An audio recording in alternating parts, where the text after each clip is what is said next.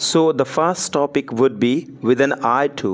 With an eye to का मतलब होता है कि ध्यान में रखते हुए, मतलब उस चीज़ को या कोई भी चीज़ है उस चीज़ को ध्यान में रखते हुए उस जगह पे आप विद एन आई टू को यूज़ कर सकते हैं। अगर कोई वर्ब होगा उसमें आप आईएनजी फॉर्म में लिखेंगे। जैसे मैं भविष्य को ध्यान में रख कर पैसा बचा रहा हूँ ताकि मैं एक घर खरीद सकूँ। I am saving money with an eye to the future so that I can buy a house.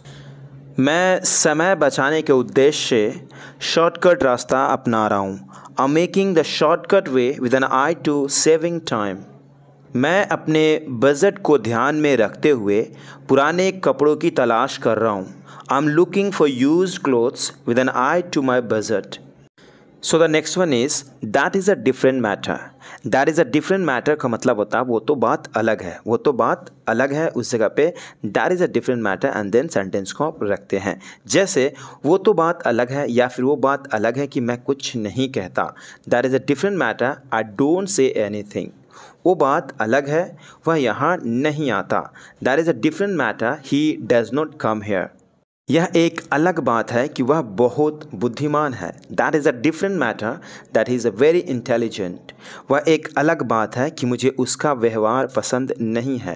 That is a different matter that I don't like his behaviour. यह एक अलग बात है कि वह बहुत अच्छा गाना गाता है। That is a different matter that he sings very well. यह एक अलग बात है कि वह एक अच्छा इंसान है।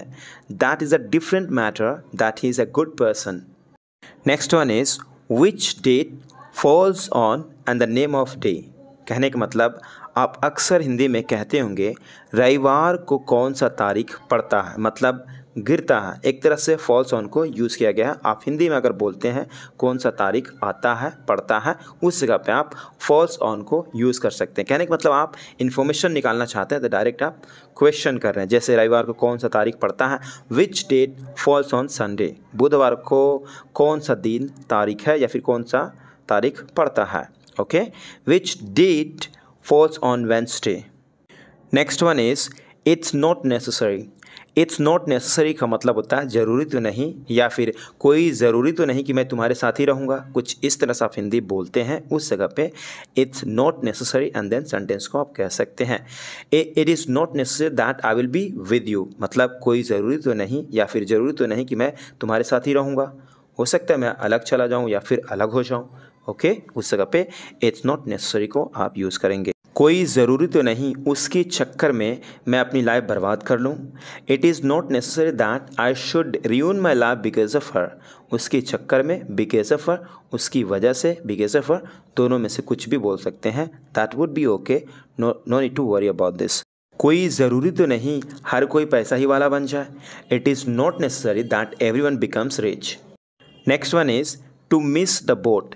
टू मिस द बोट का मतलब होता है टू लूज़ अपॉर्चुनिटी। मतलब अपॉर्चुनिटी खोना, लूज़ करना, आप लेट हो जाते हैं तो मतलब कि मिस द बोट मतलब कि अवसर खो देते हैं। उस जगह पे टू मिस द बोट को आप यूज़ करेंगे, चूक जाते हैं, खो देते हैं। ओके, मैं अपने दोस्त के विवाह समारोह का समय चूक गया, मतलब खो दिया। I miss the boat on my friend's wedding ceremony. मैं पार्टी में देर से पहुंचा और सारा मज़ा छूट गया, मतलब मिस कर दिया, खो दिया।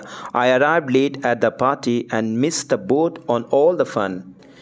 मैं नौकरी के लिए देर से पहुंचा और नौकरी मिस कर दी, मतलब नौकरी पाने के लिए देर से पहुंचा और नौकरी मिस कर दी, मतलब छूट गई। I arrived late for the job interview and miss the boat. So the next topic would be to stab someone in the back. To stab someone in the back का मतलब होता है धोखा देना, किसी को ट्रस्ट को तोड़ देना। जो आपके प्रति विश्वास था आपने तोड़ दिया, उस जगह पे to stab someone in the back को यूज़ किया जाता है। समवन की जगह पे यहाँ पे चेंज होगा मी, हिम, ओके, हर, जो भी होगा उसके अकॉर्डिंग यहाँ पे चेंज किया जाता है। ठीक है, यहाँ पे कुछ भी चाकू मारना या फिर ऐसा कोई भी सीन शॉट नहीं है, बल्कि धोखा देने के सेंस में इसे यूज़ किया जाता है। ठीक है, जैसे उसने मुझे धोखा दिया और मेरे दोस्तों के साथ मिल गया। He stabbed me in the back and joined with my friends. उसने मेरे पीठ में छुरा घोंपा, मतलब धोखा देना। यहाँ पे एग्जैक्ट हिंदी मतलब एग्जैक्ट ट्रांसलेट हिंदी है, लेकिन यहाँ पे पीठ में छुरा घोंपना इससे कोई सेंस नहीं है, मतलब कि धोखा देना। ट्रस्ट तोड़ना, आपके प्रति मतलब उसको आपके प्रति जो ट्रस्ट था आपने उसे तोड़ दिया, तो उस जगह पे वो कह सकता है he stabbed me in the back, he stabbed me in the back. बड़ा ही सिंपल है बट यूज इट। उसने मेरे विश्वास का विश्वासघात किया, she stabbed me in the back, she stabbed me in the back. So the next topic would be to face the music. To face the music का मतलब होता है अपने नतीजे का सामना करना। कहने का मतलब जो भी एक्शन लेते हैं, जो भी नतीजा आउटकम आपका आता है, उससे आप जब सामना करते हैं, उसका सामना करते हैं, फेस करते हैं, तो उस जगह पे टू फेस द म्यूज़िक को आप यूज़ कर सकते हैं। म्यूज़िक को यहाँ पे कोई गाना से लेना देना नहीं है, बल्कि जो एक्शन, जो नतीजा का सामना आप करते हैं, रिजल्ट का सामना करते हैं, उसे आप टू फेस द म्यूज़िक कहेंगे। ओके, जैसे मुझे अपने गलत काम का सामना करना होगा, I will have to face the music for my wrongdoing. उसे अपने झूठ का सामना करना पड़ेगा, he will have to face the music for his lies. Okay, तो टू फेस द म्यूज़िक कुछ इस तरह से यूज़ करेंगे। हमारी टीम को अपनी हार का सामना करना पड़ा, our team had to face the music for their loss. उसे अपने फैसले के नतीजे का सामना करना पड़ेगा, she will have to face the music for the consequences of her decision. So the next one is going to be to get out of hand. To get out of hand का मतलब होता है control से बाहर होना, मतलब out of control. Okay, उस जगह पे आप to get out of hand को यूज़ करेंगे।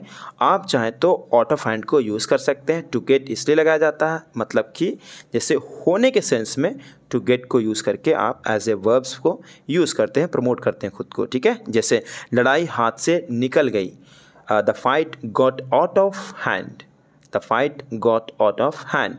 भीड़ बेकाबू हो गई, the crowd got out of hand, the crowd got out of hand. Control से बाहर होना, बेकाबू होना, हाथ से निकल जाना। हिंदी तरह तरह के हो सकते हैं, लेकिन सिचुएशन इसका वही है, गेट ऑफ हैंड मतलब आउट ऑफ हैंड, कंट्रोल से बाहर। ओके, इस बात को ध्यान रखिए। स्थिति तेजी से हाथ से निकल रही है, the situation is rapidly getting out of hand. अगर हम सावधान नहीं रहें तो चीज़ें हाथ से निकल जाएगी। If we are not careful things will get out of hand. Next one is to hang in there. To hang in there का मतलब होता है हौसला रखना। ओके, हैंग इन देयर, हौसला रखना। तुम्हें हौसला रखना चाहिए, you should hang in there, you should hang in there.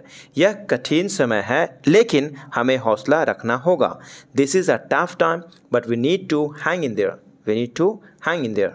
मुझे पता है कि यह मुश्किल है लेकिन तुम हौसला रखो, I know it's hard but you need to hang in there। मतलब लेकिन तुम्हें हौसला रखने की ज़रूरत है। सेंस के अकॉर्डिंग आप इसे ट्रांसलेट कर लेंगे। Okay, no need to worry about this. मैं तुम्हारे साथ हूँ, बस हौसला तो रखो। I am with you, just hang in there, I am with you, just hang in there. Next one is call it a day. Call it a day का मतलब होता है समाप्त करना जो तुम कर रहे थे। कहने का मतलब जो तुम काम कर रहे थे उसे आप ख़त्म कर देते, मतलब एंड कर देते। मान लो कि आप कुछ काम कर रहे थे, उसे ख़त्म कर देते। ऑफिस में है तो कोई बंदा आपसे कहता चलो यार आप ख़त्म करते हैं, मतलब बंद करते हैं, समाप्त करते हैं। उस जगह पे कॉल इट अ डे को यूज़ करेंगे। जैसे आज के लिए इतना ही काफ़ी है, सेंस आपको बैठाना। ठीक है, let's call it a day for today, let's call it a day for today मतलब चलो आज के लिए काफ़ी है, चलो बंद करते हैं काम करना। ठीक है, चलो हम आज यहीं रोकते हैं, let's call it a day here for today. Next one is time and again. Time and again का मतलब होता है बार बार। ओके, जैसे मैं उससे बार बार कचरा बाहर निकालने के लिए कहता हूँ पर वह भूल जाता है।